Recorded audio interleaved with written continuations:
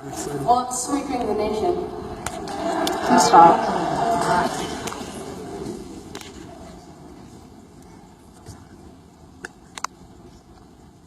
What are you saying? I'm saying I can't help you. You can't help me? I'm trying. I don't think I'm making headway.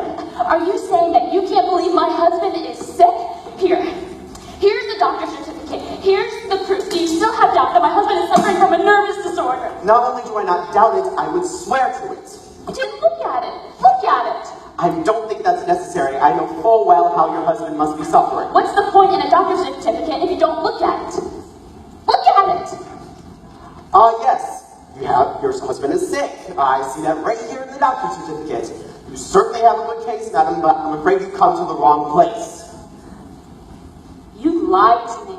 I took you as a man of your word, and you lied to me. I lied away. When you said you read the doctor's certificate, you couldn't have read the description of my husband's illness without saying he was fired unjustly. Don't take advantage of me because I am a weak and defenseless woman.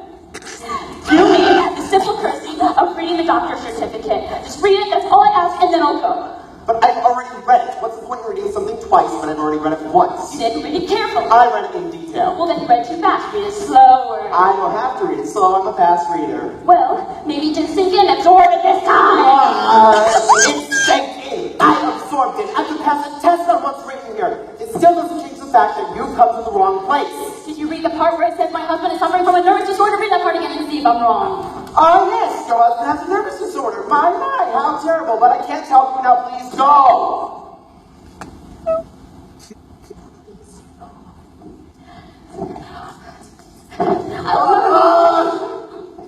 Oh, sorry, I didn't see. I thought you took me when he paid. Get off of my foot! Did you get this into your head? Coming to me with this kind of claim is as crazy as you try to get a haircut in a butcher shop. You can get a haircut at a butcher shop. Why would anyone go to a butcher shop for a haircut? Are you laughing at me? Laughing, I'm lucky I'm breathing, Michael! Did I mention I'm fasting? I haven't eaten in 3 days. I want to, but nothing seems to stay down. I've had the same cup of coffee 3 times today. Michael! Oh, I'm just skin and bones. I fainted at Billy's provocation. Watch this. Oh, did you see that? Do you see how I just fainted 8 times a day? That happens. What is it, Mr. Sloan? What's wrong? Who let her into my office? You did, sir. I asked you and you said show her in. I thought you meant a human being, not a lunatic with a doctor's certificate. He wouldn't even read it. I gave it to him, and he just threw it back into my face. You look like a kind person. You read it and tell me if my husband is sick or not. I read it, madam, twice. I had to read it twice, too. You showed it to me just outside a second ago. You showed it to everyone. We all read it, even the doorman. But you didn't read it. You just looked at it. Don't argue, Michael. Just read it, for God's sake, so we can get her out of here. Oh, yes. It says your husband is sick. Now, will you please leave, madam, or I will have to get someone to remove you. Oh. Yes, remove her. Get 2 of the guards.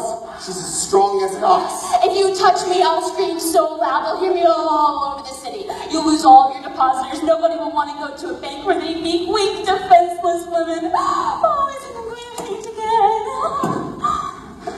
Weak, defenseless. You, madam, are as defenseless as a charging rhinoceros. You are as weak as the king of the jungle. You are a plague, madam, a plague that wipes out all that crosses your path. You are a raging river that washes out bridges and stately homes. You are a wind that brushes villages over mountains.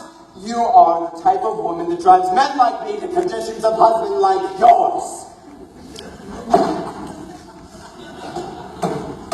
Are you saying that you're not going to help me?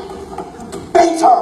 Strike her! I give you full permission to do whatever you want. Just knock some sense into her. Oh, you hear how I'm abused? He would have you meet an orphaned mother. Did you listen to me cough? Listen to me cough. Madam, if we can discuss this in my office. Oh, get your hands off me. Help. Oh, merciful God, they're beating me. I'm not beating you. I'm just holding your arm. Beat her, you fool. Knock some sense into her. Give her one another chance. You'll never get a chance like this. A curse. A curse on your bank. A curse curse on all you and your depositors. May the money in your vaults turn to potatoes. May the gold in your cellars turn to onions. May the rubles turn to radishes and kopecks to pickles. Stop. Stop. I beg of you. I'll give you what you want. Just get out of here. 24 rubles and 36 kopecks. That's all that's due to me, not a penny more. That's all I ask. Come with me. I'll get you your money. Oh, and another ruble to get me home. I'd walk, but I have very weak ankles. Get her another ruble for a taxi. Just get her out of here. Oh, thank you. You're such a kind man. I remove the curse.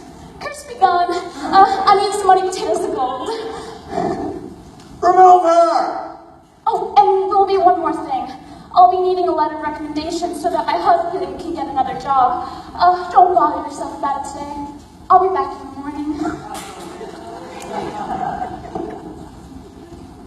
She's coming back. She's coming back. She's coming back. She's coming back. She's coming back.